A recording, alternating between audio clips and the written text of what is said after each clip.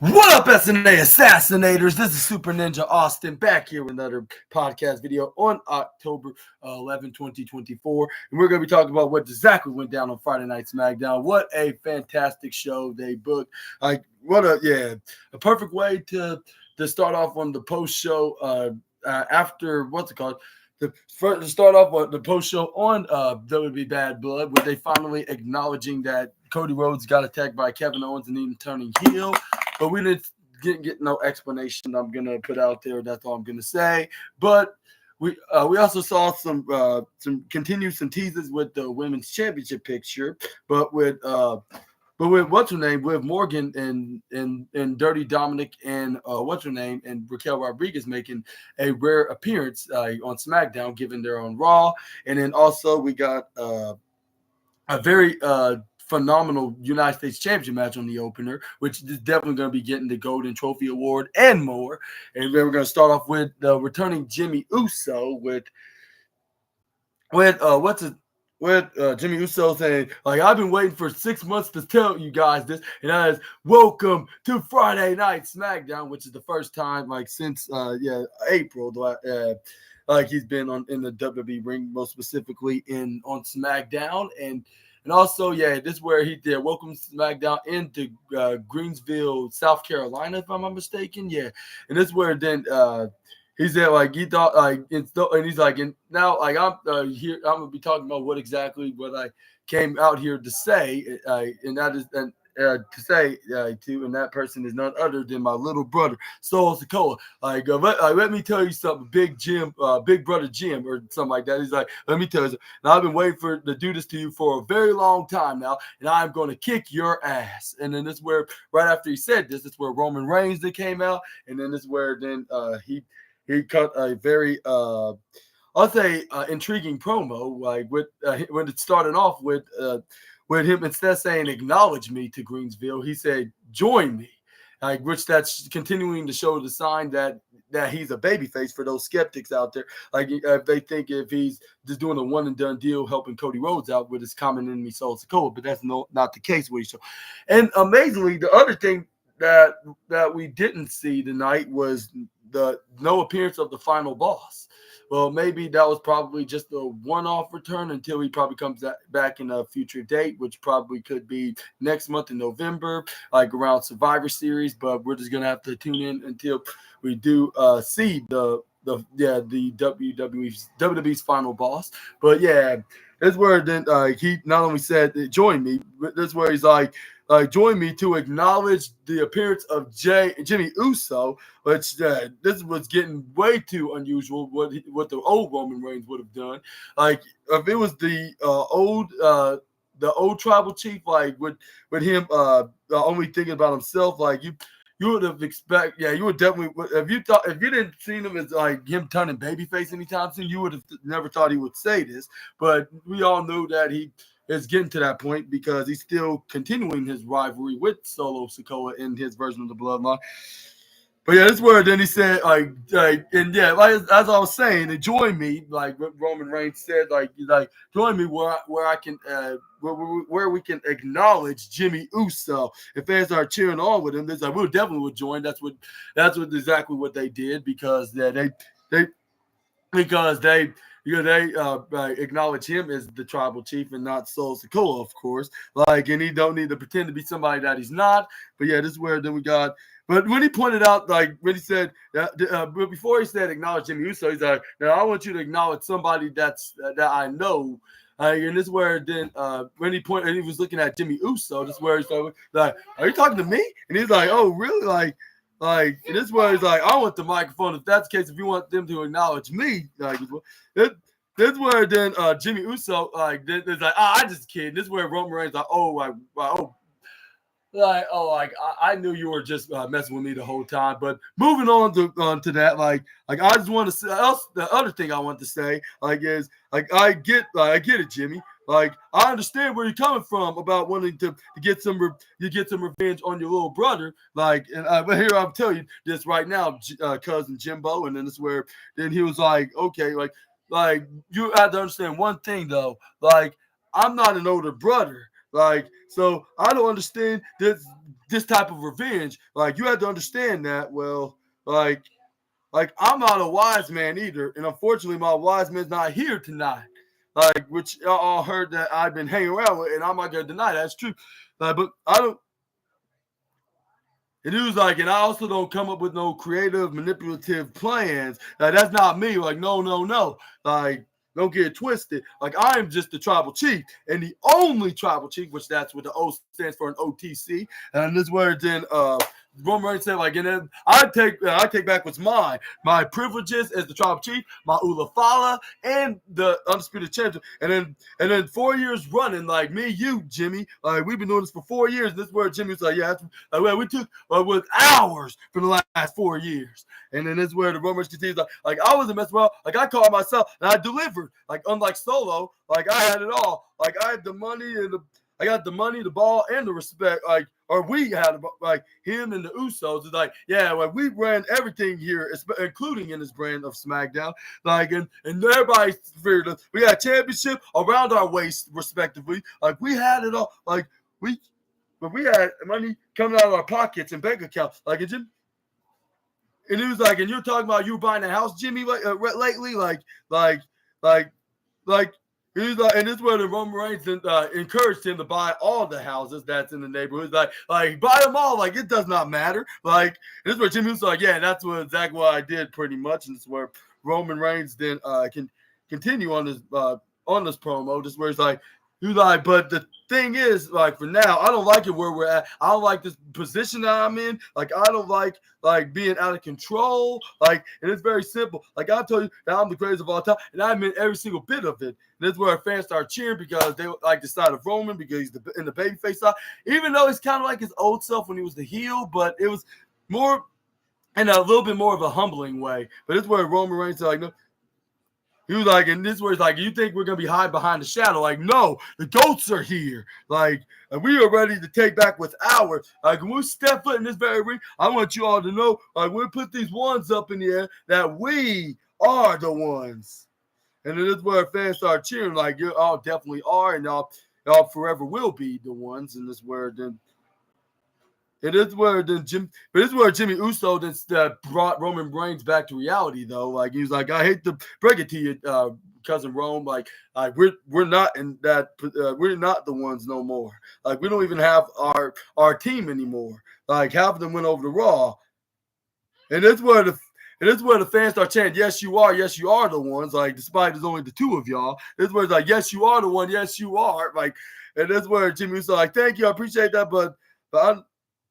And this is where Jimmy Uso responds like, how am I the one? I'm standing in this ring, like, well, and I see the chief of no tribe right now, like, with all due respect. And this is where Roman's like, yeah, you're onto something. But this is where it's like, and I don't see your Ulafala lay on your neck. And then this is where then Roman Reigns like, yeah, I sure missed the Ulafala. This is where Jimmy Uso like, yeah, and also a bad blood. Like when I came back, like you needed me, like. And you never needed nobody before. Like, okay, like I'm exaggerating when I say that, but you get what I'm trying to say. Like yeah, like you definitely needed me this time. Like for all of those times when I try to be your yeet chance, like yeet. And this is where I was like, like I'm not sure if he's gonna immediately join this version of the old bloodline, like giving what was the reason why he left in the first place. But anyway, this is where when after the fans start chanting yeet, this is where then the Jimmy Uso's like, yeah, I know one person right now. Fans is like, yeah, they know exactly who I'm talking about. Like, and it's that one person that we can get some help from, Oos. And then this is where the fans start chanting yeet, yeet, yeet, yeet, yeet. And this is where Roman Reigns just said no yeet. And then this is where the fans like, boo, like, and this is where I was like, why you do not like that chant, the yeet chant? Like, I guess because he don't give a damn on everything, whatever you say. And I think he probably wouldn't care what he said. If he start begging and pleading and crying to him to join him, I don't think he would even care. Like, he's like, I'm already doing good. Why should I help you when y'all are the reason why that I left you guys in the first place or something like that? Yeah. Which I think that's going to be happening like on one episode of Raw, which is going to probably be in the next couple of weeks, if not a month from now. But yeah, this is where then we got this is where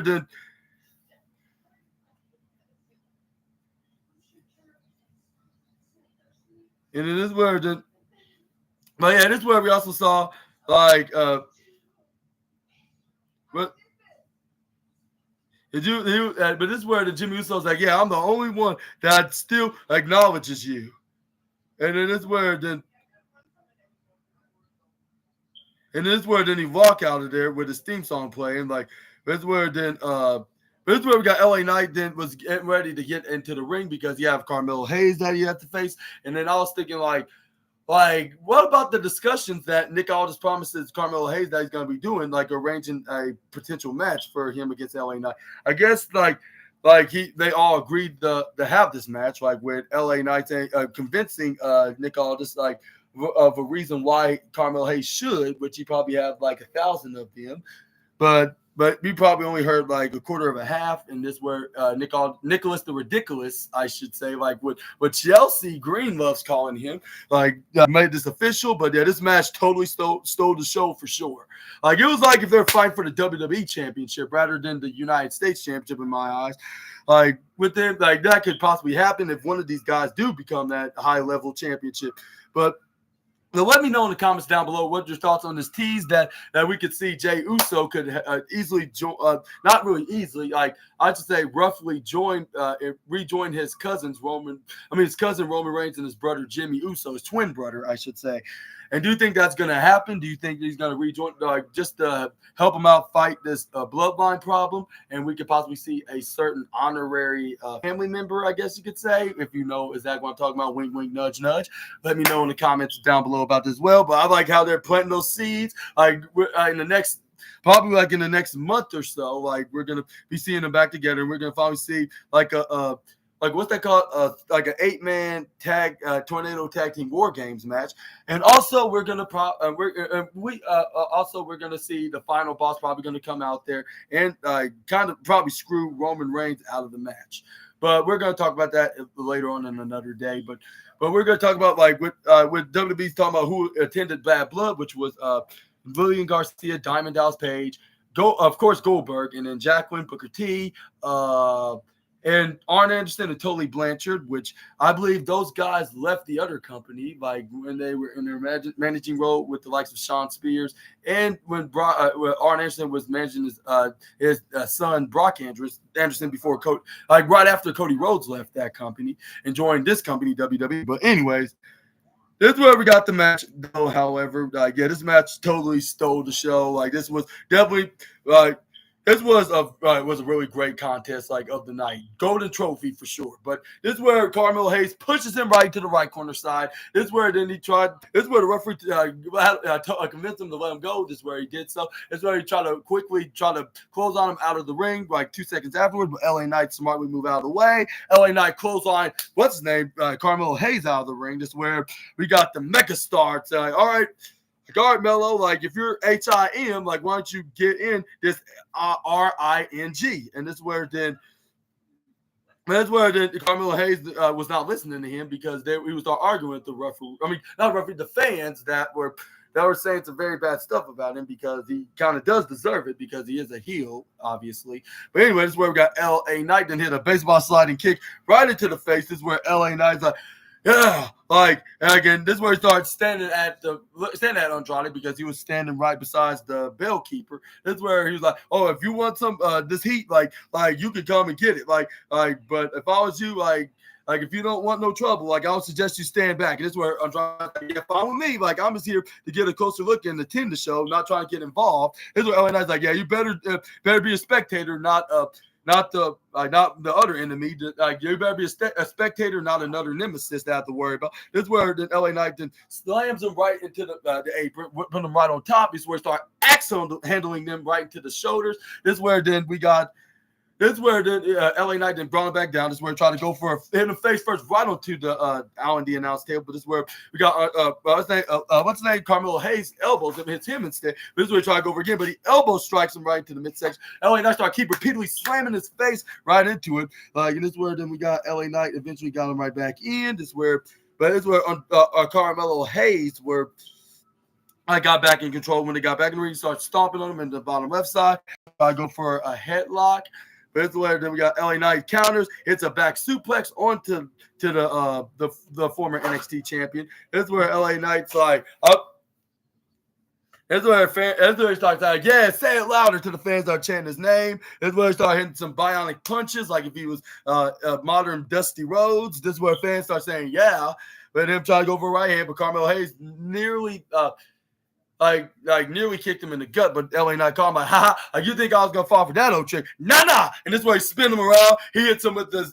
It is this a vertic atomic drop right into the midsection. This is where he clotheslined him right onto the middle of the ring. This is where then he eyes whip him from the right and then the top go to down. It's where LA Knight hits him with this signature move, the jetpack neck break. I mean, the neck breaker. I'm talking about the jetpack power slam. This is where he hits him with the elbow drop. But along with his name, this is where he tried to go for a pin, but this is where it was not good enough. He only got a 2.8.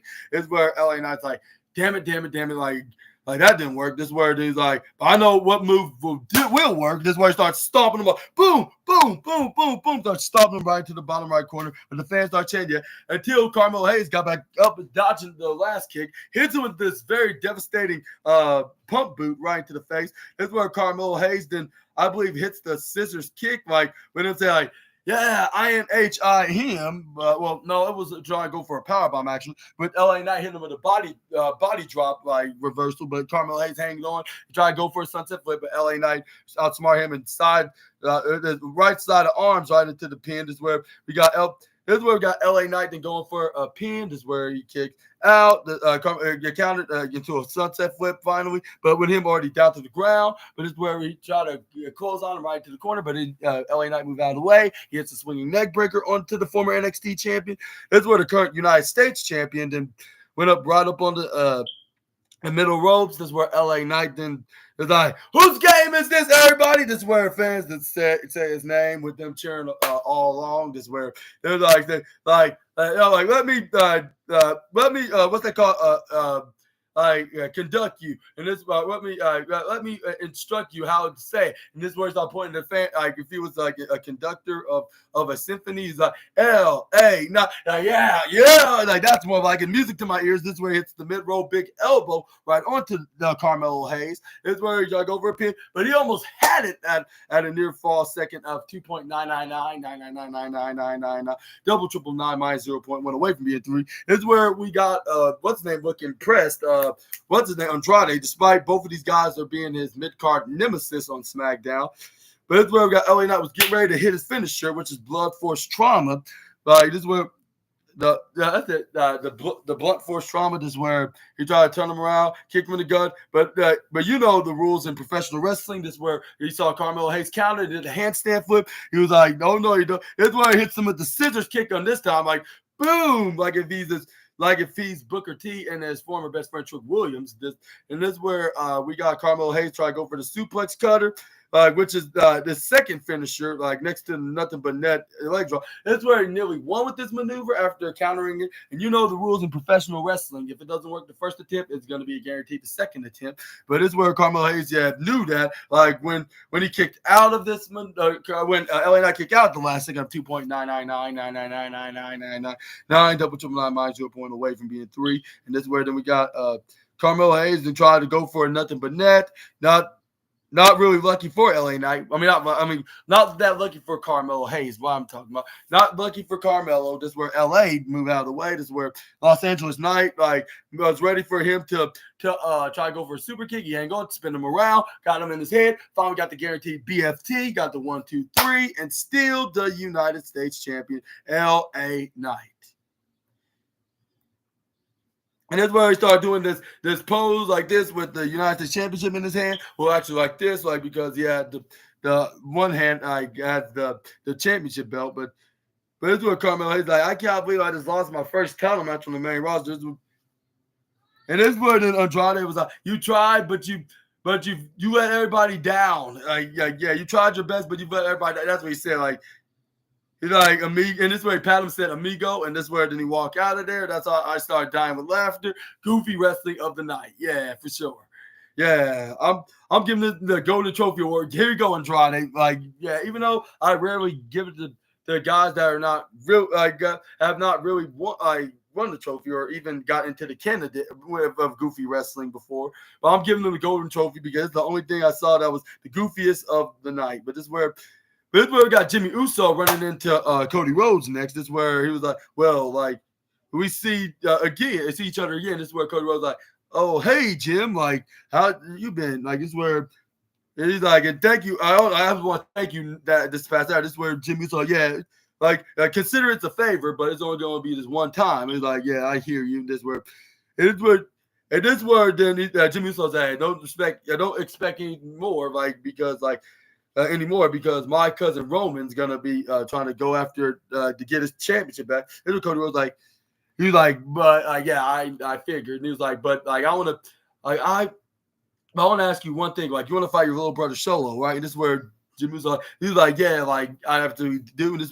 This is where the Cody Rhodes like, I must warn you though, like he's not the same Solo, like when the last time you were here, like things have been changed like since you've been gone. And this is where then Jimmy Uso responds like, thank you for this advice, but this is family business that I need to take care of. He's like, and then the looks of it, like you're handling business of your own, like, and I believe I'm thinking he's talking about like with him like getting into it with Kevin Owens, I guess you could say, like from that parking lot confrontation. This is where he's like, respect, like sound like Kevin Hart on that DraftKings commercial when he said it.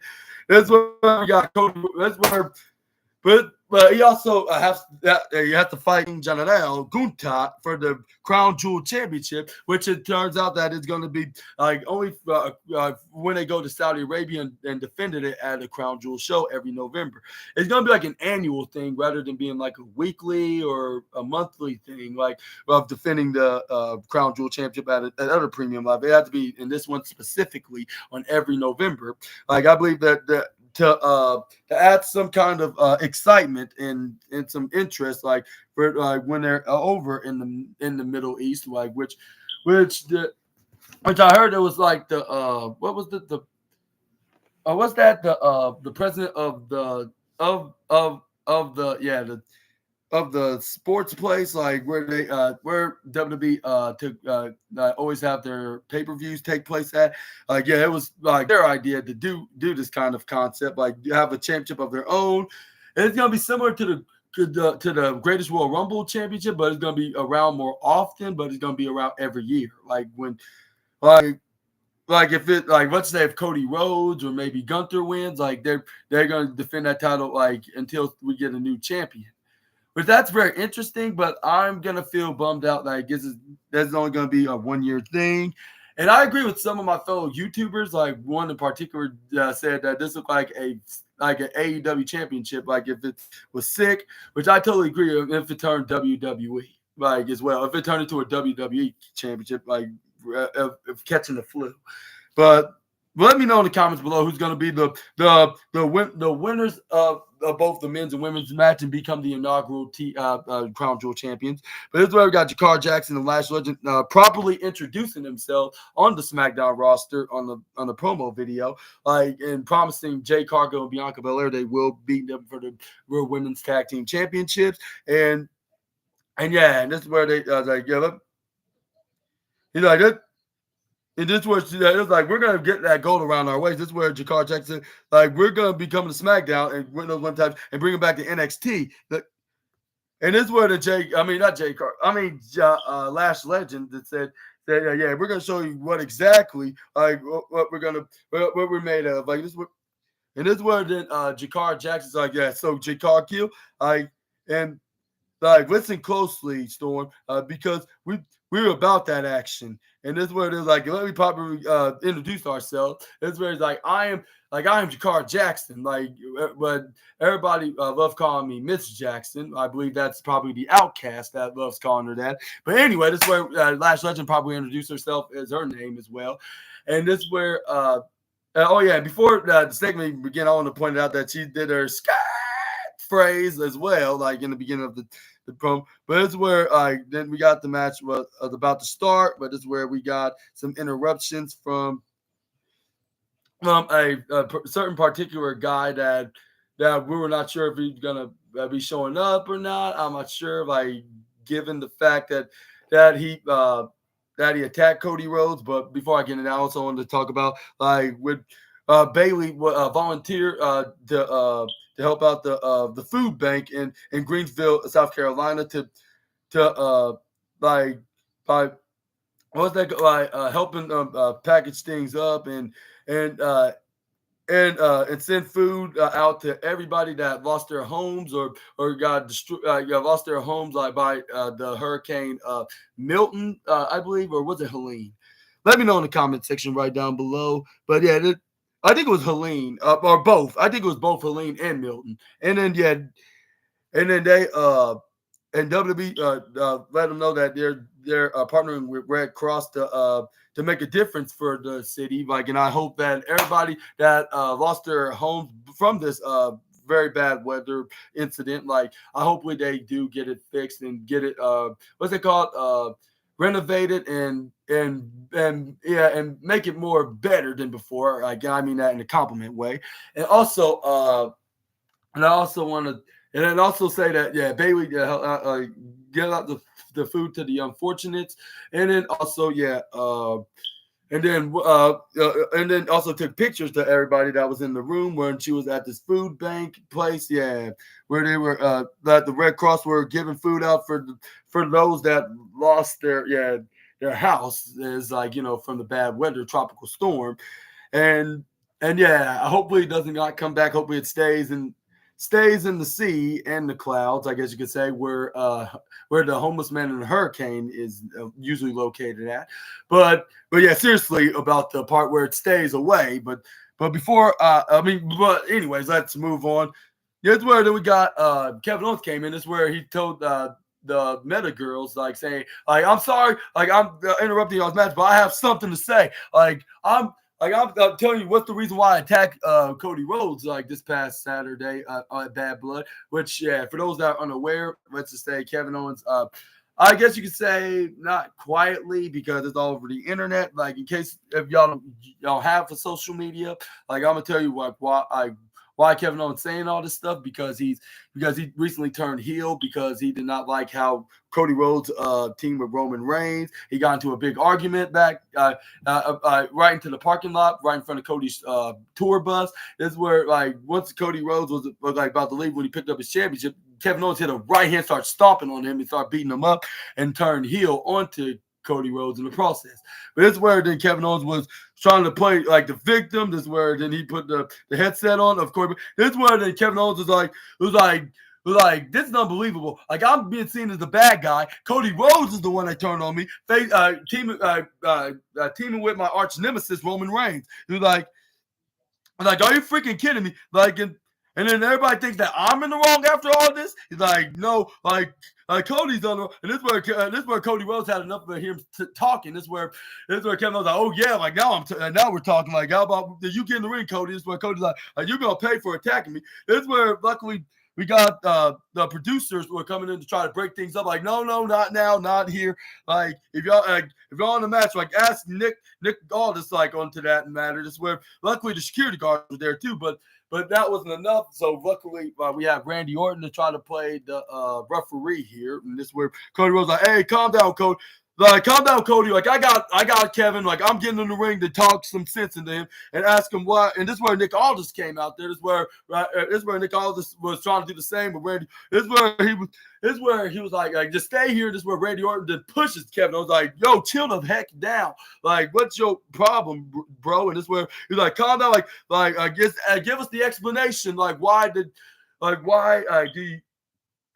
you attack Cody Rhodes this past Saturday after the pay-per-view? This is where Kevin Owens tried to push him off of him and try to get out and try to attack Cody Rhodes. This is where Randy Orton's like, come on, like, get back. This is where the security guard tried to help out Randy. This is where Kevin Owens then snuck a big right elbow right into the face of Randy Orton. Like, like, you do not want to do that, Kevin. That was not a smart idea. And this is where Randy Orton got lit on fire. This is where he went to turn into a Super Saiyan and hit a big right hand, like if he was either Goku or Vegeta, right onto the face of Kevin Owens. I was like, yeah, like, I warned you, like, Like, you shouldn't do that. He did him right in the jaw. That's where Kevin was like, oh, like, what's that for? Like, if he did, like, if he was the innocent one, that's where Randy Orton's like, I had to do that. Like, you let me no choice, like, to get your attention. Like, and plus, you shouldn't have put your damn hands on me. And that's where fans are chanting, Randy, Randy, Randy. I was like, yeah, like, I haven't seen Randy Orton this angry in a long time.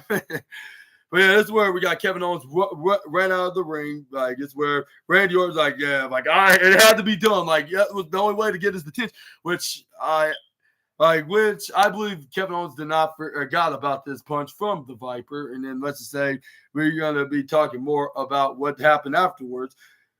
But yeah, that's where then we got, yeah.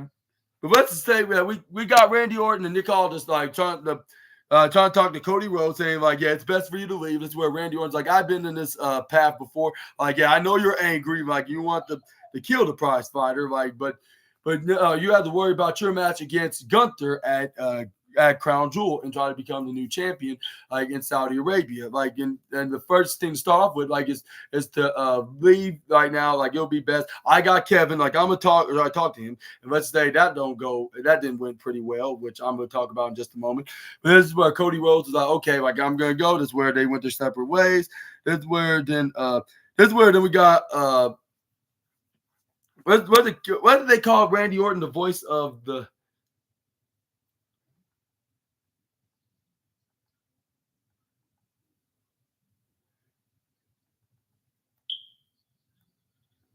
What was that? What did that called?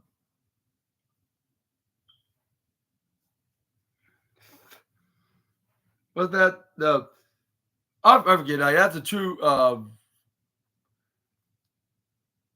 Well, I totally forgot the nickname, but yeah, he said, which I was very funny in a way.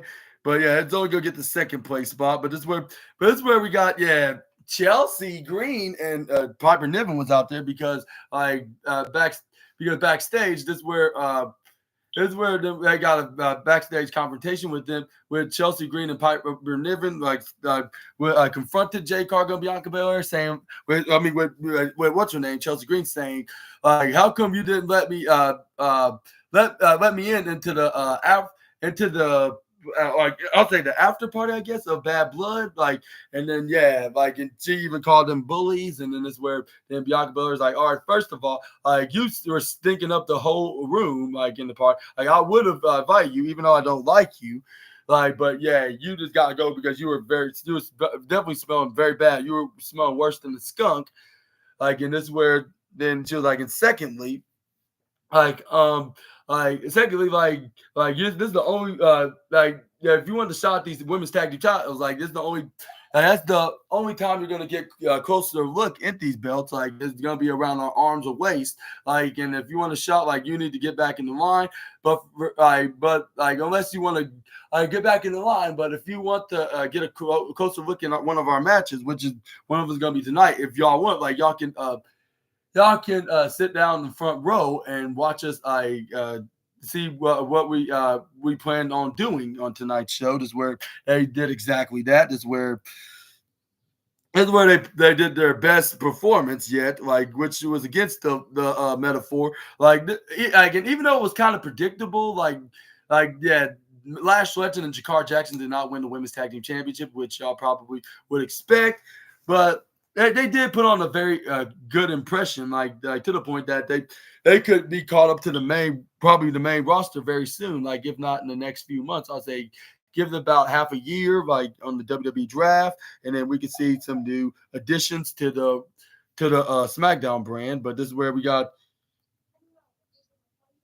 But yeah, this is where we got. Yeah, I believe Bianca started off with. I know it was Or was it Jay Cargill?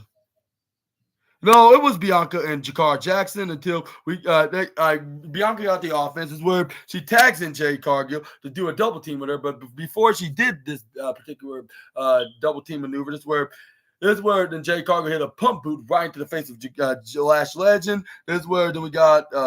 This is where Jay Cargill went for the cover. She got a 1, 2, 3 winner of this match. Winner of this match, Jay Cargill, Bianca Belair. Even though it was like 5 minutes long, like, they still put on a very impressive contest. Even though even though like it didn't have that much time, like it still was. And that's where we got Chelsea Green's like, you're gonna get our chance for those tag titles. Like whether if you hear us or not, we're gonna get back in our title that was stolen from us. And this is where Bianca Belair's like, do you hear someone shouting? This is where Jay Cargill, I don't think so. I just hear some chipmunks chatting, like or squeaking. Yeah, chipmunks squeaking, but I don't hear no human beings speaking. This is where then we got Michael Cole hilariously said, like, can we give Chelsea here a tomato juice bath? And I was dying laughing. which I think, maybe he should be tied like with Jimmy Uso. Oh, not Jimmy Uso. Not Jimmy Uso. It was who was it? It was what's it? Andrade. Yeah, it was Andrade. Yeah, he gets the golden trophy. Even though it's very rare for me to give somebody a what's it called? Where to give somebody an what's that called? A goofy wrestling trophy like for both sides. It's just that it made me laugh out loud. Both of them did, so it's gonna get a tie. Well, silver goes to what's his name? Nicholas the Ridiculous, I should say, with Chelsea Green saying that, which is getting the second silver trophy. This is where Bianca Belair Bianca Belair and Jay Cargill hold up their women's tag belt, saying like these gonna remain to us no matter what. This is where we got. But next up we got from one women's angle to the next. Like we got Nia Jax came out there with Tiffy time with her like boasting about her match against Bayley, and also that she's gonna destroy her Raw counterpart, which is none other than the Women's World Championship, Liv Morgan. This is where she started headlocking and hugging Tiffany Stratton, like with. And this is where this is where she was like, I'm gonna annihilate Liv Morgan just like I did with Bayley and the rest of the women in this division before and after I became the women's champion. And this is where she said it's Timmy time, and this is where she started headlocking onto what's her name, the Tiffany Stratton. She's like, ow, and this is where she started trying to put away, started pretending to smile. She was like, yep. And this is where Nia Jax said, I'm gonna make it easy for you because that's gonna be some good news for you. Because I'm gonna let you gonna cash in your women's Money in the Bank on Liv Morgan.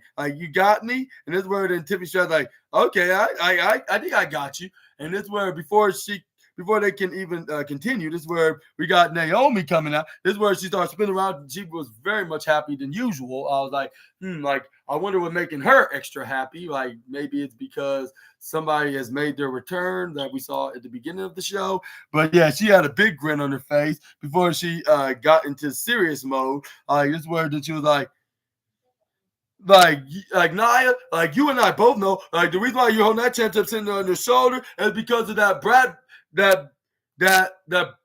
bratty broke down Barbie of yours, helped you once again. And this is where the fans like, it's true. And this is where then Nia Jax like that's not true. And then this is where then Naomi then pointed out that she cannot win without her little sidekick that broke down Barbie. And then this is where Naomi's like, and as a matter of fact, she's not even a big guy because she's not even a good one because last week, the night before you faced my friend Bayley, I pinned her right into the mat, like for the 1, 2, 3. And then this is where Nia Jax then bark right back, like with. No, before she said, I forgot to tell you, like Naomi didn't say like, do you remember that or don't you remember that? And this is where Nia Jackson's like you're telling me that if I'm not remembering it, well, I don't know about any of that, but guess what I do remember, Naomi, or should I say Miss Uso? Like, is that like it's gonna take one. It didn't take one of you to pin me. It took 2 of you to pin me. You and your friend, which is who her name is. Like, is it Pam or like I don't know. Like she's George's girlfriend. Like, oh yeah, Bailey. Like, yeah, y'all both pinned me. Like, so But since Bailey's not here, like even if she was not doing that little charity work with the Greensville food bank, I bet she would be afraid of me, like facing me again, like out of embarrassment. Like, so why don't you find yourself a new friend or ally to team up against me? Like, I could beat the both of you at the same time. And this is when Naomi's like, well, I'm gonna say this to your face in response to your irresistible force. She was like, I don't need nobody to beat you. And then she was like, and second of all, I could beat you right now. Like, so why would you stand there talking when we could just fight right here in an official match? I was like, wow, like if we're gonna do this. And oh, I also forgot that the women's tag team match is definitely getting the bronze trophy award of the third place best match of the night. But it's where then we got Nia Jax's like, yep. She was like, oh, is that so? And this was like, you want to fight me? And this is where the Naomi's like, yeah, like that is so. Like, I can beat you right here, right now in Greensville. Like, why don't you have a referee out here right now? This is where Nia Jackson. I'm like, all right, get a damn referee out. This is where it starts shouting out. This is where the referee came out. But before we can have this match official, this is where we heard Liv Morgan's music. When I was like, if Nia Jackson, Tiffany Stratton, and Naomi wasn't here, and if I didn't know this was Friday, and if it didn't have the SmackDown logo, I would assume this is Monday Night Raw. Like if it, I would assume this would be Monday Night Raw on a Monday night. But this is where then we heard the theme music go like "Watch Me," and this is where then we got her and her tag partner. What's her name? Her tag partner. What's her name? Raquel Rodriguez and her daddy Dom.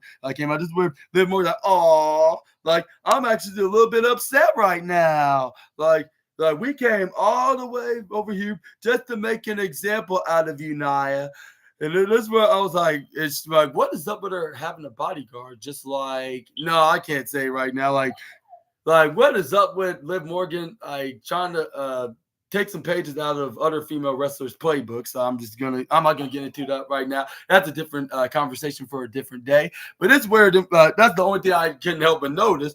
But before this particular wrestler had one, like she's been teaming with her like for the past year.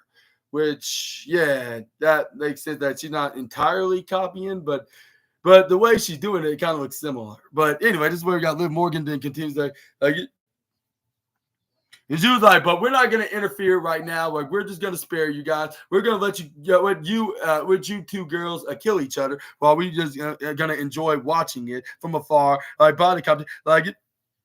Everybody knows that you're gonna lose your match tonight. just like in the next month at Saudi Arabia. And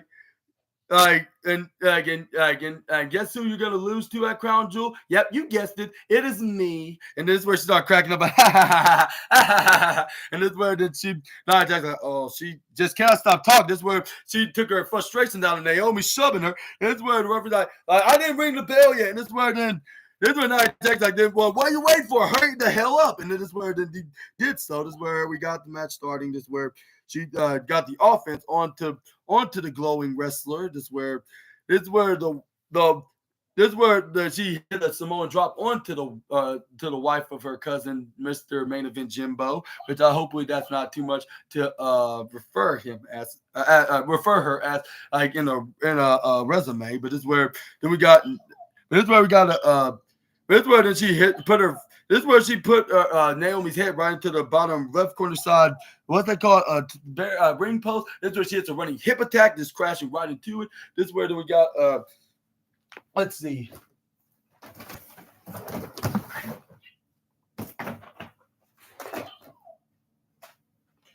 But anyway, this is where then she grabbed her and did a headlock. I was like, I don't know how is Naomi taking these very brutal maneuvers. I mean, she's well experienced. She's been doing this for over a decade and a half now. So I guess that's one thing that's understandable. But yeah, I just don't get how does she get right back up so easily? Well, not too easy, but you get what I'm trying to say, like, would her still look like if she just got hit with a, like, that's gonna make her banged up rather than being paralyzed? This where she flipped out of the headlock. This is where Nia Jax tried to snap her, but she cartwheel flips right out of it, try to go for a super kick right to the midsection. This is where Naomi then hits her with a flying head scissors and DDT maneuver, which I think it was kind of botched, but still managed to refix it and make it seem more impactfully painful. This is where then Naomi then had her right to the corner. This is where Naomi hits a split-legged leg drop right onto the midsection of Nia Jax with her laying right onto the apron. This is where then we got the champ Nia Jax to try to take a with a breather and regroup. This is where then we got Naomi then.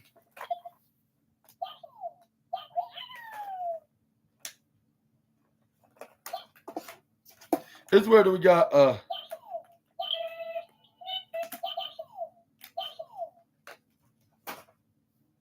This is where we got Nia Jax walking till she got on the right side.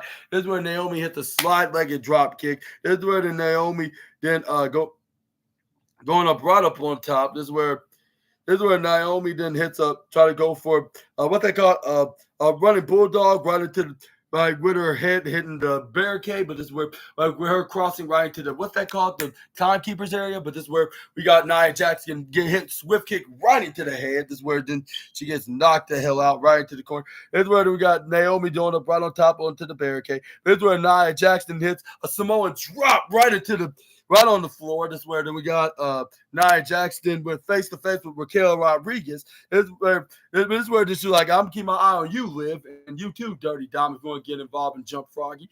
This is where then Michael Cole's like, why in the hell is he even doing here? Like I thought I got rid of this guy for good. Like, and this is where I was like, I never thought I'd see him on SmackDown anytime soon, probably not until like next spring, but I guess it is what it is, I guess. But this is where we got. And this is what it's like. This is what Nia Jax like, ew, like, it's like y'all smell greasy and nasty. And then this is where then Dirty Dom's like, oh, like something smells greasy and that. This is where then Dirty Dom then smartly say like, oh, that must be from you. This is where Liv Morgan's like, yeah, like you need to take a shower, like Chelsea Green. And I was like, no, I think it was from y'all because y'all probably been eating some chicken tendies like I normally do with some extra grease onto them because it must have been on the fryer for a little bit too long. But anyway, yeah, not trying to judge nobody's culinary right now. The only thing I'm the judge of is what happened next. But when Naomi finally got the offense in, she's sitting Nia back in the ring. But this is where she nearly got attacked by Tiffany Stratton with the briefcase after she got kicked right in the midsection when the referee wasn't looking when she was checking on Nia. This is where we got Raquel Rodriguez stops her, however. I was like, wow, like this is very amazing from a girl that just turned heel. Like, because like she's acting like a babyface in the storyline, but yet she helped out Liv Morgan to retain her Women's World Championship almost a week ago against Rhea Ripley. I don't know, like, yeah, that's very confusing, but that's where then Tiffany's trying to put that down right now, this instant. Now, this where, but before she can even put it down, this is where Naomi fought right back, turned Tiffany Stratton around, swift kicked her right to the left side of her head. This is where she got back in the ring. This is where she hit the jawbreaker on the Nia when Nia tried to close on out of her. But this is where Naomi went right up on the top rope afterwards. Like, this is where then, but this is where she gets hit. But irresistible force. Nia Jax did try to go slams her right to the ground. This is where she hits her. This is where we got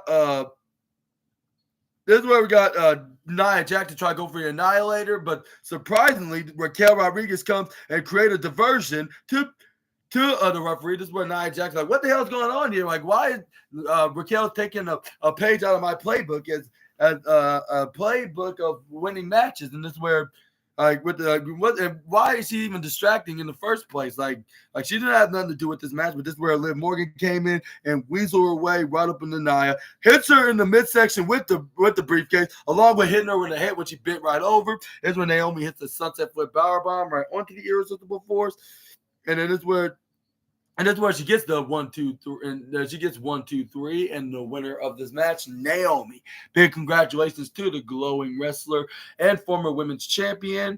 And even though she did not turn heel, maybe not just yet, like especially on her friend, maybe it's best to keep her as a babyface. I mean, let's be honest. Who else is a active babyface SmackDown women's wrestler besides the likes of what's her name, Bailey and Michin, but they want to decide to give them the day off because they just got done doing their respective feuds with the likes of Nia and Chelsea. But let me know down in the comment section right down below onto this matter. But yeah, this was a very rare win for Naomi. They wanted to make Naomi look like a legitimate contender one day because it looked like they might push her to be coming the next challenger. But the thing is, I don't think that they're gonna hurry up and pull the trigger and put the belt on her just yet. But anyway, this is where we got the another women's wrestler from Raw that thinks that she's in a relationship with the other Uso, and that is Rhea Ripley. Well, not really, but she's really with Buddy Matthews, of course. But that's a different topic for a different day. But that's where reason why she was out there because she attacked. She was trying to get her revenge onto Raquel Rodriguez along with Liv Morgan. But Liv Morgan already left, spraying out there with Dirty Dom. That's where Rhea Ripley took Raquel Rodriguez, sent her right into the barricades, right onto both left and the right side on the ramp. That's where Rhea Ripley's like, you shouldn't have interfered in my business. This is where Liv Morgan's like, oh my God, we got to get back in the ring. But this is where it was a bad idea because Nia Jax got her revenge. This is where she trying to hold him. That's where just trying to hold on to her. She's like, you should have done that to me. It cost me my match. This is where Rhea Ripley came in and kicked her right to the face. But this is where Rhea Ripley then trips her right over, hits them right hands right to the face onto Liv Morgan. But this is where Dirty Dominic tried to help her out. But this is where we got Rhea Ripley trying to whack him with a right hand. But this is where he ran out of there before he can. He ran out of there before he can even get hit. This is where then we got Raquel Rodriguez came out there to help out Liv Morgan. This is where they ran out there like a couple of cowards. This is where Rhea Ripley's like, this isn't over yet. And this is where she was like, I promise I'm gonna do everything I can to get my revenge. And then this is where we got Carmelo Hayes was like I want to rematch the Man of the Two, Nick Aldis. Is like with him holding the ice pack on his head. This is where he was like, it is what it is and most importantly, did you you said what you saying that I beat AJ Styles fair and square now? After you said we're gonna have to talk about me trying to get to earn my way to get the United States Championship match another way and probably in another match and again now now you're allowing Andrade to making remarks about me and screwing me out of my U.S. title match. It's just what kind of that doesn't make any sense. You're what kind of GM are you? This is where the GM, Nick Aldis, was like, you know what, Carmel? Last time I checked, my calculations are, which they are, you and Andrade are tied at 3 wins apiece. And this is where he made sense to make one solution with him and Andrade, have one final match, and that's the 7th match of the 7 best of series. I was like, finally, they're acknowledging this. And finally, we're going to be getting one final match. Luckily, it's going to be, their final match, to see who's the better guy, which I hope it will be Carmelo Hayes. Nothing against Andrade, just saying, that Carmelo Hayes is the young guy, and then they're trying to push him to the moon one day. The best way to do that is to get a win from one of their top stars in the company. From his NXT days, and then his first one to being the United States champion. But even for him being the United States champion, he was hardly getting booked very fairly. But we're going to talk about that another time. But yeah, this is where then we got Nicholas the Ridiculous. Chelsea's words of saying, calling him the ridiculous, not mine, but this is where then he said, it is where it's we're gonna have Game 7 next week. And this is where Carmelo is really? You know what?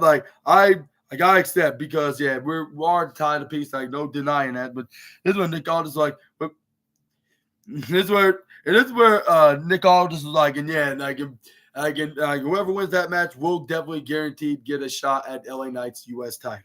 And this is where Carmelo's do I really have to? And this is where he started. It is where then he started gasping and start being more frustrated. Do I have the following at the do I have to really have to beat Andrade again? And this is where did he try to walk out? This is where what's the name? Nick Aldis stopped him for a second. He was like, "Oh, one more thing. Try not to miss this time." Like with him whispering that out with him trying to be goofy wrestler, but he still gets second place spot. But this is where we got Santos Escobar and Electro Lopez and Angel Garza and Humberto Carrillo then stopped Nick Aldis from leaving the area. And I was like, where the hell did they been? Like the last time I saw Angel Garza and Humberto was back last week when they started making dirty jokes or smelly jokes of to what's her name, to Chelsea Green, and on up their noses. Like, and I was like, now they're finally having something for them to do along with their kayfabe fodder, Santos Escobar. This is where the Legado del Fantasma then won an opportunity from Nicholas the Ridiculous, saying that I see Santos Escobar starting off with this meeting. So like he's like I just want to. But this is where he start off about the feud with Melo and what's his name, Andrade. He's like yeah, they are like a permanent spot of their title opportunity. But how come they're getting it but not me? It's where we were talking. And this is where then what's his name? Nick Aldis was like, "What are you talking about, guy? Like you're talking about these title matches. Like the last time I checked, like you did have a U.S. title shot, but guess what? You came up short." That's what he said. Going for closer, he's like so like you're trying to wait to bounce right back, Mr. Escobar. I see. And this is where then. It is where then Santos Escobar was like, Nicholas, like I'm not just talking about me. I'm talking about about also Electra. Like what about the Garza, like with Angel and Berto? And this is where then Nicholas was like, "Oh yeah, I'm glad I brought you because next week, like Los Garza, you have a match tag against the team of that's very special team." And then and you get a match like y'all. It's gonna be a very special. And whoever wins, I believe this is gonna be whoever wins this match get a shot at the Bloodlines Tag Team Championship. And I was like, is it the rumored debut of the Motor City Machine Guns? Which they did show a vignette of that right after he said that. This is where then Angel Garza said, "We got yourself a deal." This is where we saw the vignettes, which it said next week. Which I believe this is the surprise a special surprise that Nicholas the Ridiculous had just referenced to the Legado del Fantasma. But this is where we got Soul Sikoa putting on Roman Reigns' Ulafala on. This is where he was like, yeah, I got, like, you want a match against me, big brother Jimbo? Like, you got it. And I will make you acknowledge me, basically. This is where we got, but next up we got,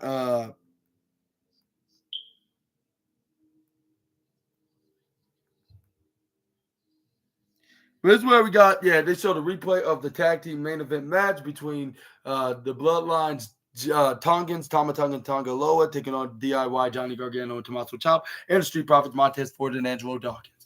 But yeah, once they showed that the Bloodline won, this is where we got the Street Profits and DIY start arguing at each other, start shouting at each other. This is where Nick calls like, all right, that's enough. Like, yeah,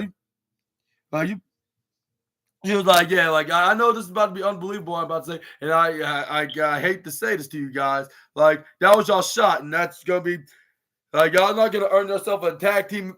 I'm not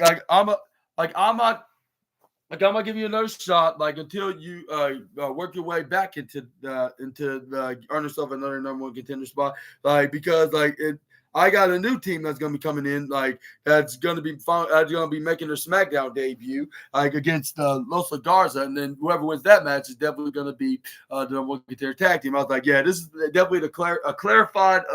If it's not a clarified reference that we're going to be seeing the debut of the Motor City Machine Guns of Alex Shelley and Mike Bailey, I don't know what to tell you. Yeah, I don't know who it is. Like y'all, they're going to completely shock me even more than the Motor City Machine Guns in TNA. Which they did reference, but let's move on. We got Nick Aldis, the Street Profits and with the Street Profits and Street Profits and DIY were continuing to argue with them saying all right, like gentlemen and lady, which instead say ladies and gentlemen. This is where then we got but before he can even say any more, this is where he this is where he heard some commotion outside with the security, like, oh yo, there's some there's a fighting brawl right here with Kevin and Randy. This is where Nick was like, come on, let's go. And it was like, and then Kevin Owens was attacking Randy Orton like he did with Cody Rhodes this past Saturday, started stomping on him. But this is where we got, luckily Nick Aldis was there to stop him, holding him back. He's like, yo, get the flub off of him. And I believe he did not say flub, like he said the other word. This is where the security guards are trying to hold him back. This is where he's like, what are you going to do, Randy? Like, you're not going to do nothing. Like, you're picking Cody's side, like, because y'all used to be the blood, y'all used to be not blood, I mean the legacy. Like, yeah, like, see what legacy you're gonna pass on now. Like when your legacy's gonna be when your legendary legacy size career is gonna be over. And this is where Nick Aldis is like, all right, like, guys, but we need some help from Orton. This is where he starts shouting it out. This is where they managed to get the help from with the paramedics. And I was thinking to myself, like, that this is going to lead into a match perhaps next week, which some tells me they will. There's going to be like a short-term feud until, like, we get Cody Rhodes and Kevin Owens will fight in a match. Perhaps it's going to be at Survivorship. And this is where we could possibly see Randy turn heel there. But what are your thoughts on that? Do you think that's likely going to happen? Or do you think or you got something else totally different in mind with this feud? Like, which I think it's going to just start with Cody Rhodes defeating Kevin Owens, but we're going to see Orton could turn heel and they can continue their feud like for the next couple of months until around the Royal Rumble. That's when they could probably end it with The Rock could possibly be the next challenger for Cody's WWE title that way. But let me know about this in the comments if you love this and if you're invested into this fight, like between the Viper and the American Nightmare after Cody's match against Kevin, like, which will likely be at the Survivor Series pay-per-view. I'll say if they weren't doing this Crown Jewel Championship match, that would be a perfect place to start off the match between Kevin and Cody. But it looks like they're going to have to wait and delay for another couple of weeks at the end of November rather than being in the beginning. But next up, we got the main event match between Solo Sikoa and Jimmy Uso. This match was totally good. Like, I'll say normally I would give main event matches the first place spot, and the opener gets the second place. But it's going to be the complete opposite because there was much more. But the United States Championship match was just much more interesting and entertaining. I'm not saying that this match was bad between Solo and Jimmy. It's just that like, I'm not sure. Like, it looks kind of like in the mid-card division rather than being in the main event the way they like. If it wasn't for Roman Reigns coming out there with the brawling, you like it would not look like something that's main event worthy. Like, not trying to disrespect the cousins of the OTC, but yeah, it's just gonna get the second place spot. Like, but that doesn't mean that things can change. It can't change, and they can get back in the main event scene. I guess you could say, yeah. But this is where we got the match started with Big Jimbo Uso. I guess you could say, like, and it was like, okay, like, now it's time to get my revenge with him. Looking at what's that called, the replay, like, of the footage, like what Solo Sikoa did to him for the reason why we got Jimmy Uso wanted to get his revenge on his younger brother, which it was Tama Tonga that attacked him and put him on the shelf for the past half a year.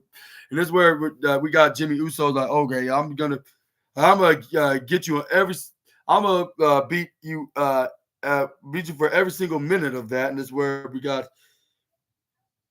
And this is where the ring was surrounded by bloodline members, including Jacob Fatu, along with the Tongans, like with them, one on the top corner, one on the left corner, and the right corner, like to keep them from escaping. But it's where we got Solo Sikoa was like now you need to acknowledge me as I am the true tribal chief now. Like, now put your ones up in the air. This is where he put the one. He's like you can be one too. All you have to do is acknowledge me, and you automatically join. This is where Jimmy Uso's like, he was like, do I really want a life like this? Like, I already lived it. Like, and I'm not gonna do it again to to a guy that claims to be a tribal chief when he's truly not. Like, at least not like in the bloodline. Of course, is where Jimmy Uso was like, the that's where then Jimmy Uso like that's where he kind of tricked him right there. He's like, okay, like I'll give you one big old ass whooping. This is where he hits a right uppercut right into the left jaw. This is where he started hitting the knife and chop. He was like, you really think I was gonna fall for that? This is where he started hitting some chops repeatedly, like boom, boom, boom, boom. And this is where Soul Sikoa grabs onto Jimmy Uso, sends him right to the upper right side. But this is where he went to try to run and attack him. He gets an uppercut, he hits some knife edge chops. This is where then Jimmy Uso then hit another one, hits some chops repeatedly until Soul Sikoa throws him right to the bottom right corner, left corner side. This is where Jimmy Uso hits him with a kick right to the face. This is where Jimmy Uso goes for a super kick, but he gets elbowed like an interception by his own little brother, Soul Sikoa. This is where he's like, oh, like that. And that was very painful. This is where he's like, so you better stay down, like, big bro. Like, this is where then we got Soul Sikoa then try to Irish whip him right to the left side. This is where then he tried to hold on, but this is where we got Jimmy Uso smartly hang on to the rope, pulled him down. This is where we got Jimmy Uso try to go for a suicide dive, Uso splash dive. This is where he did so right onto Soul Sikoa, knocking him down in the process. This is where Jimmy's like I might got a couple of bumps and bruises, like, but it's gonna be all worth it because I'm gonna get him for every single bit what he did to me, like about 6 months ago. This is where we got Jimmy Uso then throw him right back in the ring. Fans start chanting Uso, Uso, Uso. This is where then we got. Here's where we got Jimmy Uso then going up right up on the top rope. Here's where he tried to go for a Uso splash, but this is where he hits. This is where Soul Sikoa hits a big hook uppercut right into the face of Jimmy Uso. This is where Jimmy Uso looked like his face was what's that called? Paralyzed. Yeah, this is where then Soul Sikoa's like, yeah, you should have joined me. Like, I would have gave you whatever you want. You understand me? You understand? Like, what I'm saying? It is where he started putting him right in the right corner of the ropes, his head, and this is where he started trying to choke him. This is where Jessica Carr was like, yo, you better let him go on the rope. Like, I'm giving you the count of 5, to let him go. This is where she's like, 1, 2, 3, and this is where he might go. This is where then Jessica Carr was like, you better not do that again. This is where Jacob Fatu then snuck in and hit a big right uppercut right into the face of Jimmy Uso. This is where then he gave a stare, like a weird stare. This is where we got. Anyway, this is where the Soul Sikoa's like, I'm no longer his little brother anymore. I'm his tribal chief now. And then this is where the fans are like, boo, like, shut up. And then this is where the Soul Sikoa put his one up in the air. This is where then we got Soul Sikoa to start going for some right hands to the face onto Jimmy. Or no, it was a headbutt to Jim.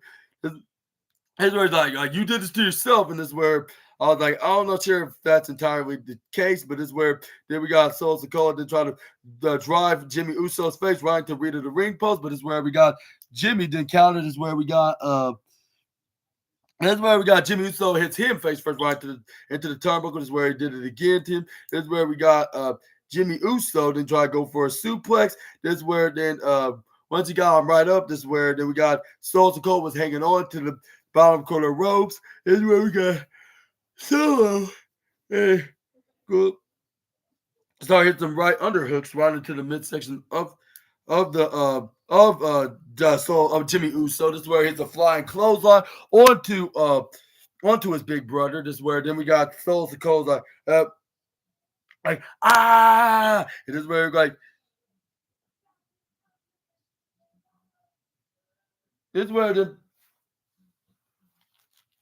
But this is where we got Jimmy Uso was trying to get right back up. This is where we got This is where Soul Sikoa was like, yeah, I want to get more of my hands on him. This is where then this is where then we got this is where then we got this is where then we saw what's his name? Jacob Fatu then came in and run and attack him like with a flying elbow strike right to the face. Like when Jessica Carr was distracted with what's his name, Soul Sikoa. This is where Soul Sikoa went right up on top. This is where he put him right here. I'm the one. And this is where he's like, I forever will be the one. This is where we got. This is where the Jessica Carter started doing the count, like for Jimmy Uso to get in. But like with all his luck, like he got in by like the count of 7. This is where he started getting stomped on right to the face by Soul Cold. He started doing every move to try to convince him to give up. This is where Tama Tonga was like, I'm impressed. Like my tribal chief doing much more of a better job than I did when I made my debut here, when I kicked out Jimmy Uso of the Bloodline. This is where we got what's his name continue doing the beat down on his big brother Jimmy. This is where this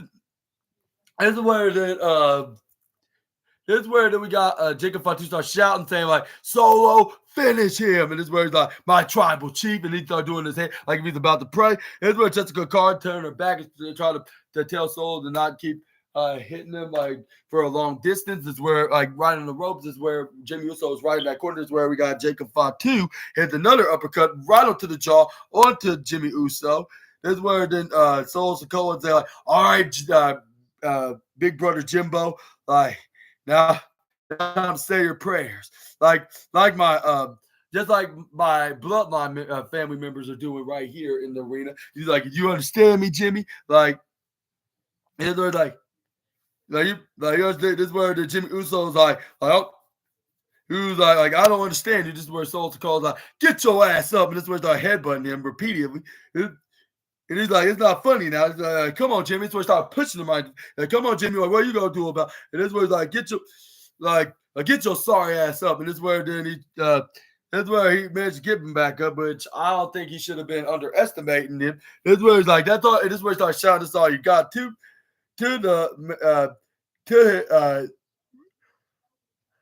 his big brother is where he tried to go for a moonsault. I mean, not moonsault. Not the moonsault. Where did even came from? A Samoan drop. Like if he was his cousin Nia, with like what she did to his wife, like to Jimmy's wife, I should say. This is where then we got Jimmy Uso DDT's Solo Sikoa right down in the middle of the ring. Here's where they both went their separate ways. With Solo went right to the bottom left side, and what's his name? Jimmy Uso on the upper right side. This is where start hitting chops on each other, which I believe they must have kind of triggered Gunther. So yeah, you better expect that the Ring General could make an appearance on SmackDown and make an example out of one of these guys. Like it could be either Jimmy or Solo, like for hitting his maneuver, like which I believe he's going to be. I think he's going to be. I get the number. I'll think they're at the number 7, number 8 list with Jimmy Uso at 7 and Solo Sikoa at number 8. Solo Sikoa at the spinning solo. After they hit this war of chops is where we got Jimmy Uso kicking out at 2.6. This is where Solo Sikoa like why? How did this move it got more weaker? This is where he started getting ticked off about that. He was like, back in my NXT days, this was nothing like this. Like I always win with this maneuver. As a matter of fact, I used to win with this maneuver before I started doing the spike back in 2022 when I made my main roster debut. And then this is where and he was rhyming here without knowing it, and he was saying stuff that was right, which was correct. Of course, I got to give credit when credit was due. But this is where we got Solo to try to get ready to do the Solo was getting ready to hit the running hip attack, I guess you could say. With fans, I believe, start chanting "Flub you Solo," like right in the face. That's what he did the running hip attack right onto the Jimmy Uso. That's where we got Solo Sikoa's like, I don't think that's enough though. Like he looks down, like he's starting to look convincing, but he's not quite way there. But this is where we got what's his name? Jacob Fatu's like, yeah, one more time, my tribal chief with his hands still together, like if he's praying to him. This is where he pointed up to the sky and said, "These are ones," and he's like right up there. That's where it goes for a running hip attack again. This is where Jimmy Uso flies for a super kick right into the face. He fell right back down. This is where they managed to both get back up around the same time. This is where but this is where we got Jimmy Uso hit another super kick, sending Solo right to the upper left side. This is where we got Jimmy Uso try to hit the running hip attack onto him, but this is where he gets flipped right over to the top corner ropes. This is where we got Solo Sikoa to try to go for a clothesline, but he gets insecure by Jimmy. This is where he goes right up on the top rope. This is where Jimmy was about to fly, try to go for a crossbody. This is where we got Jimmy Uso going for a cover, but this is where he only got a 2.6, if I'm not mistaken. Yeah, like what he just did with Solo, go for the spinning solo. Here's where then This is where we got Jimmy Uso. Then they go for a right hand. This is where then they this is where we go try to go for a hip top in, but this is where Jacob Fatu, Tama Tonga, and Tonga Loa distracted what's name Jimmy Uso. He started hitting right hands on each members of the bloodline. This is where Jimmy Uso was like, oh yeah, like you. Yeah, like if y'all want to be in this match, I'll allow you to get in the match, but this is where it was kind of like his downfall. Solo Sikoa choked him. This is where he tried to go for a spike, but luckily at this time, Jimmy Uso dodged it and or counter out of it, hit a right uppercut right into the face. This is where he tried to go for a Samoan drop, which he successfully did onto his brother. He tried to go for a pin, but he realized this move is not as powerful like it used to be when they used to have their finishing maneuver. This is where Jimmy Uso was like, okay, that did not work. Okay, I'm just going to have to go back on the top rope once again. This is where he tried to go for an Uso splash, but I believe he got distracted by Tama Tonga, if I'm not mistaken. But this is where Jacob Fatu trips him over, lands on his family jewels. Sikoa then took advantage, hit the Samoan spike because it was the guarantee. Because once they countered the first time, Jimmy Uso, but this is where it was successful. He got the 1, 2, 3. Winner of this match, Solo Sikoa.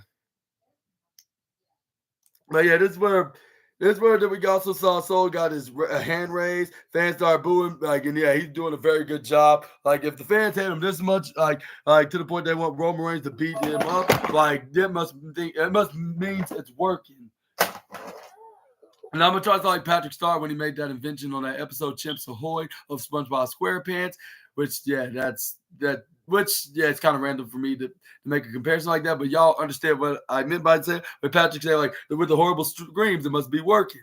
Like that's all I'm saying right here. But I say, like, if they're booing this much, like, that must mean it's working. Like, with them being in favor of Roman over Solo. But this is where we got the Tongans and Jacob Fatu start attacking Jimmy Uso. But luckily, not that long after, like, we got Roman Reigns coming out there to come for the save.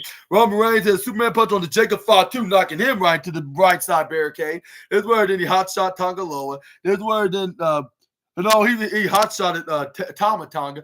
Body drops Tonga Loa right to the left side. This is where we got Roman Reigns Superman punch Tama Tonga. This is where then we got he hits a Superman punch on his brother Tonga Loa. This is where he turns his attention to Solo Sikoa now. He's like, so we meet again, Solo. Like, and I'm gonna say it one more time. You better really acknowledge who's your real tribal chief is, and that's the OTC himself. And you better hand over my Ulafala back. This is where fans are chanting OTC repeatedly onto telling Roman Reigns to take back what's his as this place in the head of this is where we got Solo and Roman Reigns finally went at it playing wrestling tennis, but this is where the tennis game got interrupted by Jacob Fatu. This is where he then attacks him from behind, starts stopping him. This is where Jacob Fatu's like, yeah, let's get him Solo. This is where he starts headbutting Roman Reigns. Boom, boom, boom, boom, boom. This is where they placed him right to the right side corner. This is where he hits him with a running hip attack right into the face, knocking him out. This is where we got Jimmy Uso trying to come in and attacks Jacob Fatu like with some strikes, but this is where he gets super kick right to the face. This is where Jacob Fatu just hit the triple dipping moonsault right off the top rope, hitting Jimmy Uso in the process. This is where Tama Tonga and Tonga Loa just start coming in, start playing along with him. This is where we got Solo Sikoa to hit a running hip attack. And this is where all three men of the minions of the bloodline pick up the OTC. And then this is where we got Solo Sikoa like, I'm the real tribal chief. I am the RTC. You call yourself the OTC? Like, you're more likely the WBTC. The wannabe tribal chief. You're turned to the wannabe tribal chief. That's where he hit the Samoan spike right onto him afterwards. This is where I was like, how dare you do that to the tribal chief, our one and only and true tribal chief? Like, what kind of a man are you? Like, you monster. But yeah, but let's hopefully that we do get this match followed up at a Survivor Series event. Like, that would be very exciting to see. Let me know in the comment section right down below what's your opinion on tonight's SmackDown. It was totally good. Like, if there was any bad or the bad mistakes that was on the show or something that was wrong, like I'll say it was something that was hardly noticeable. Like, yeah, they're trying. At least they were trying to make this a good show, even if there's some bad. I don't know to say the most perfect show, but I still say I enjoyed it myself. Like, it was totally entertaining. It's definitely getting the 4.5 star rating review. Like, for being such a good episode of SmackDown, and I hope that we see more of these SmackDowns. Like, given that we got the final boss eventually making his return, but it seemed like that's probably not going to be happening until like anytime where we can finally see the original tribal chief comes back together against the new tribal chief at Survivor Series, which is The Rock. And we also got some very intriguing main event angle between Kevin Owens and Cody Rhodes, like, and even Randy Orton being in the middle of it, like playing Peacemaker. But it seemed like that did not work, and it seemed like this match is going to turn into a match, which I hope that does be the follow up after tonight's SmackDown. But for now, like, yeah, they did a super terrific job, like, on the show, and I hope that next week's SmackDown will be totally good with Carmelo Hayes taking on what's their names what's their name what's his name Andrade.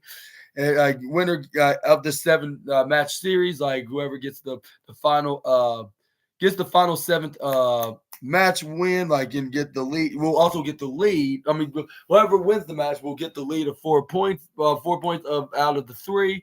Like, but not only that, but also get a shot at LA Knight's championship. And I was hoping that, like, if Carmelo does win this, and he does get a rematch, get a part 2 of the United States Championship match, hopefully it'll be at a premium live event somewhere, like a Crown Jewel. Hopefully that'll be the case. We get a match with him again, and then we'll be in a random episode of SmackDown. Not even the go-home show when they're going to be in Saudi Arabia.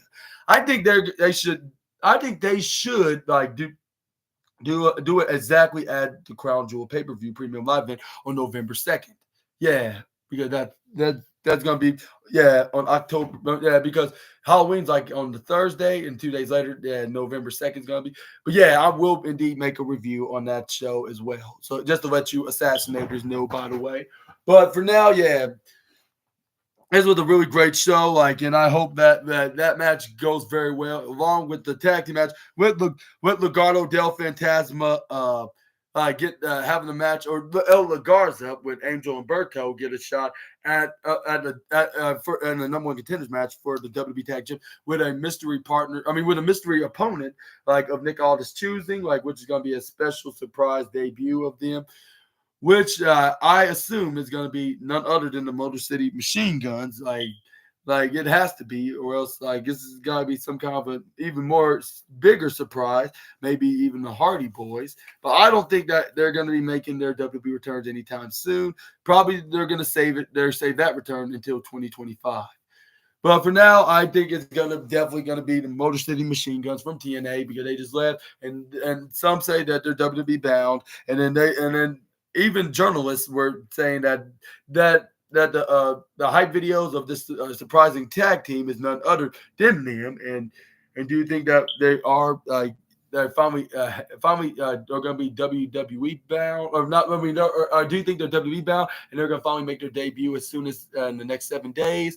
Let me know in the comment section right down below. But what are your thoughts on SmackDown tonight? Once again, like, and do you think it could have been better, or do you think it was the best SmackDown you watched in weeks?